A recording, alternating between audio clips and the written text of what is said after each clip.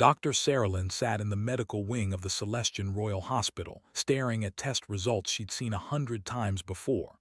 The same conclusion, the same devastating reality. Incompatible. She was the crown princess of Celestia, heir to a throne that stretched back 3,000 years.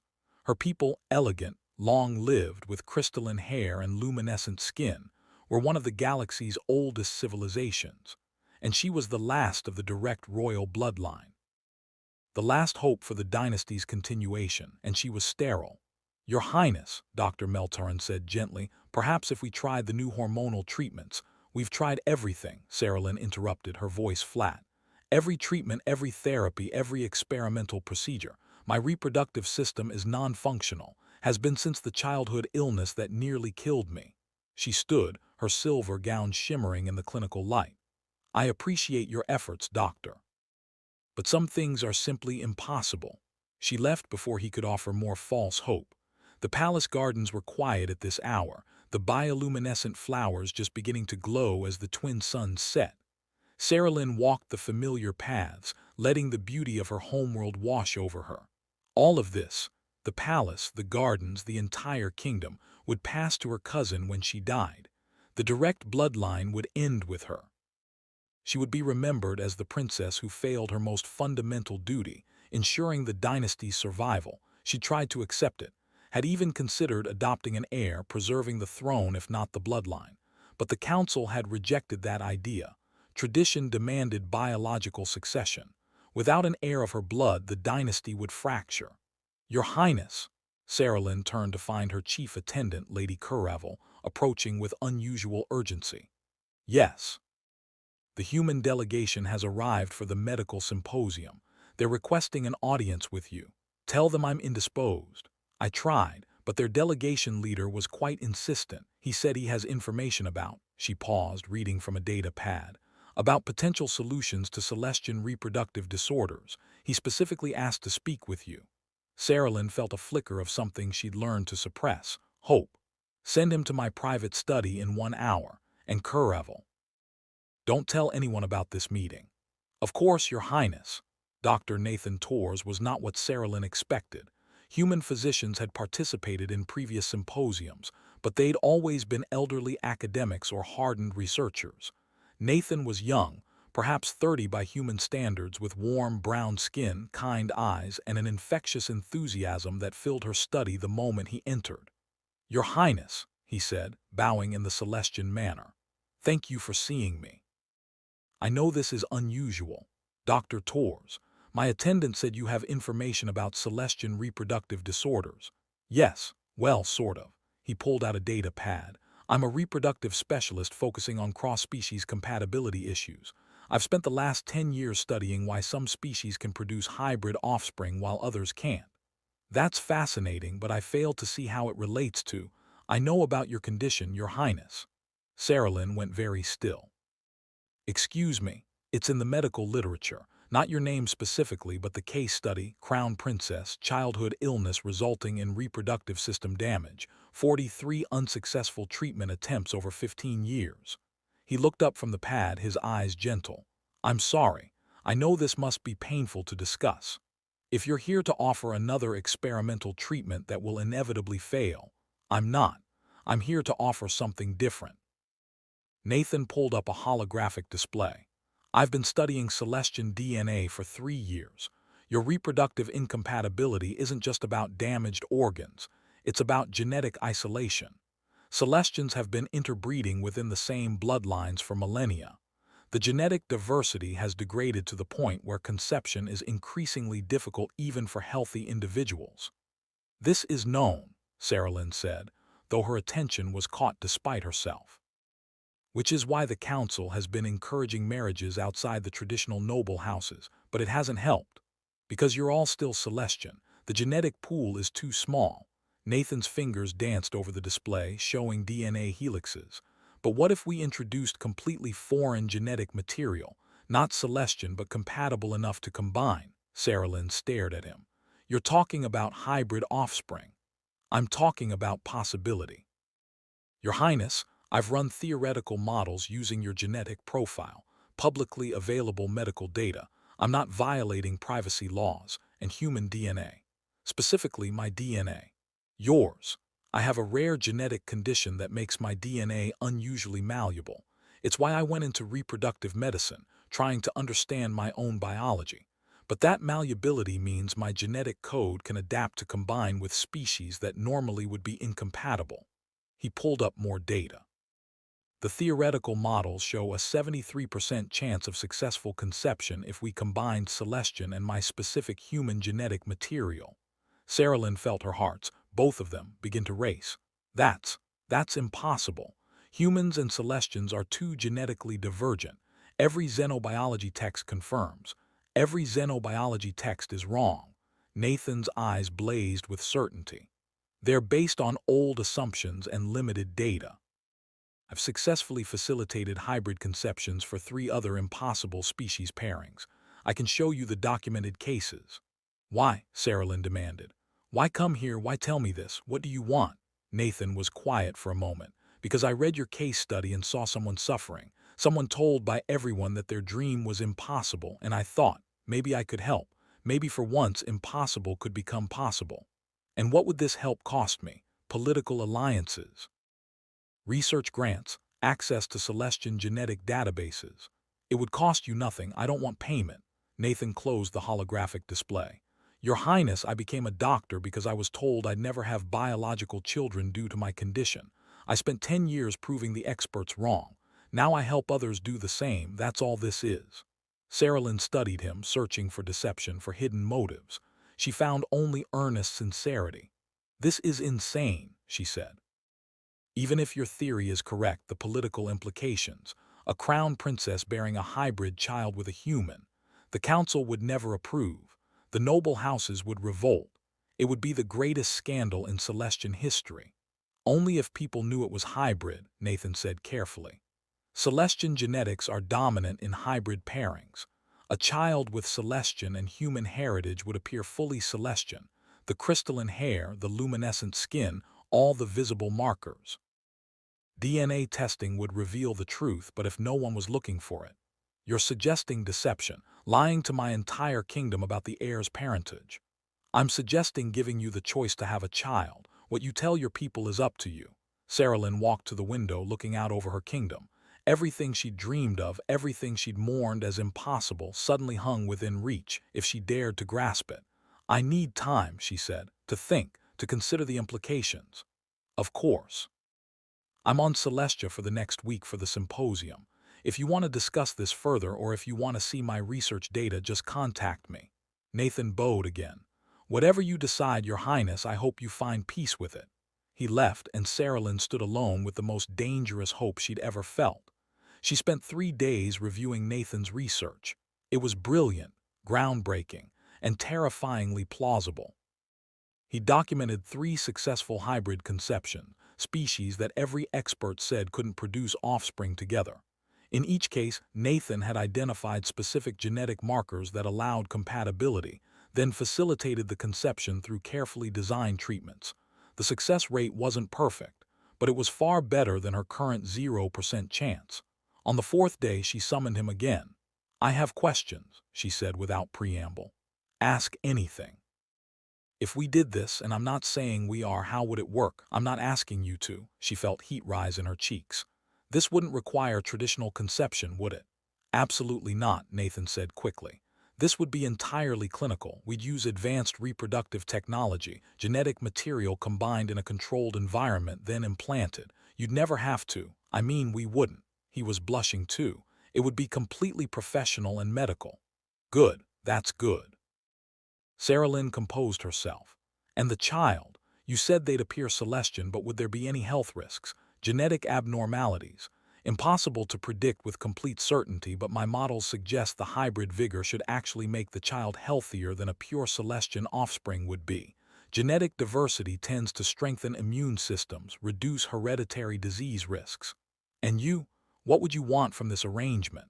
Nathan was quiet for a moment. Nothing. I mean, I'd want to know the child was healthy, that the procedure worked. Maybe occasional updates, but I wouldn't claim paternity or demand involvement. This would be your child, Your Highness. I'd just be the genetic donor, the one who made it possible. Why? Sarah Lynn asked again. Why help me for nothing in return? Because you remind me of my mother, Nathan said softly. She was told she couldn't have children. The doctors said it was impossible, but she didn't give up. She found a specialist who was willing to try experimental treatments.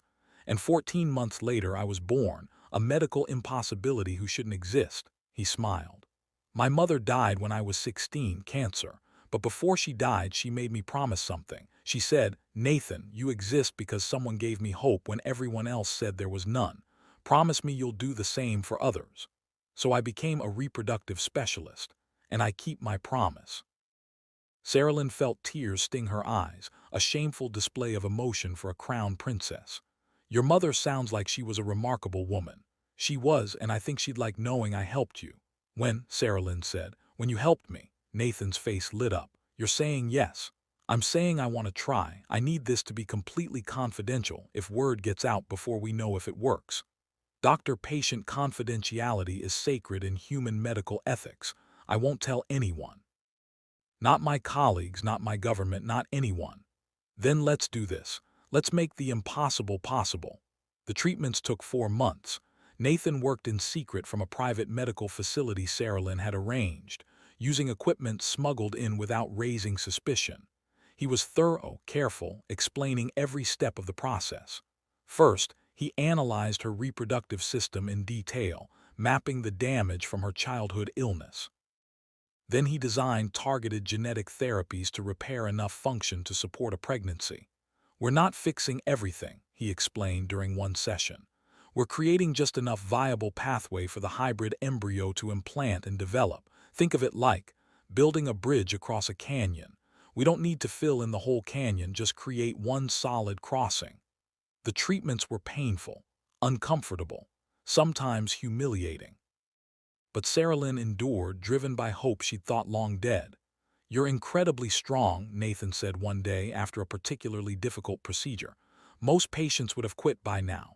I'm a crown princess, Sarah Lynn said. We don't quit, we endure. Still, this is above and beyond duty, this is personal. It is, she looked at him. Nathan, can I ask you something? Anything. Do you have children of your own? His expression shadowed. No. My genetic condition, the one that makes me useful for this kind of work, also makes traditional parenthood difficult for me. I've tried with partners over the years, it never takes. He smiled sadly. Ironic, isn't it? I help others have children while being unable to have my own. That's not fair. Life rarely is, but I make peace with it by helping others, by turning my limitation into someone else's possibility. On the 5th month, Nathan performed the implantation. The hybrid embryo, half Celestian, half human, created from Sarah Lynn's genetic material and Nathan's, was transferred into her carefully prepared womb. Then came the waiting, the longest 2 weeks of Sarah Lynn's life. She couldn't tell anyone, couldn't share her hope or her fear, just waited, alone with the possibility growing inside her, until Nathan called her to the clinic for the test results. Knew the answer before he spoke, could see it in his face, the joy, the wonder, the triumph of the impossible made real. It worked, he said, his voice thick with emotion. Your Highness, you're pregnant. The embryo has implanted successfully. All vital signs are strong. Sarah Lynn sat down abruptly, her legs suddenly unable to support her. I'm pregnant. You're pregnant. I'm going to have a child. You're going to have a child. She started crying deep, wrenching sobs she'd held back for 15 years. All the grief, the loss, the mourning for a future she'd thought impossible. It poured out of her now, replaced by overwhelming joy. Nathan knelt beside her, offering tissues and silent support, letting her process the enormity of what had just happened. When she finally composed herself, Sarah Lynn looked at this human doctor who'd given her everything. Thank you, she whispered. Thank you for not accepting impossible. Thank you for seeing possibility where everyone else saw only failure. Thank you for giving me this gift. It was an honor, Your Highness. Nathan stood. Now comes the important part, maintaining the pregnancy. I'll need to monitor you closely, especially in the first trimester. The hybrid genetics might cause unexpected complications. Whatever you need, whatever it takes. The pregnancy was difficult but successful. Sarah Lynn suffered severe morning sickness, unusual hormone fluctuations, and several scares that sent her rushing to Nathan's clinic in the middle of the night.